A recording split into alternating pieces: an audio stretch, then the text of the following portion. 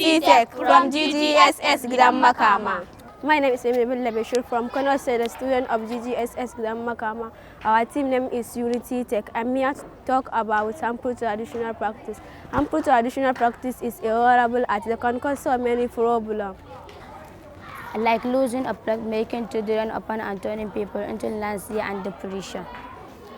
I have an uncle who marks face of his children as tribal marks.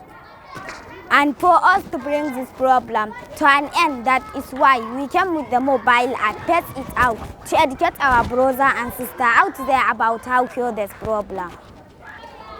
Like public enlightenment, provision of basic health, legislation and enforcement, gender equality, SDG Goal 5, good health and well-being, SDG Goal 3.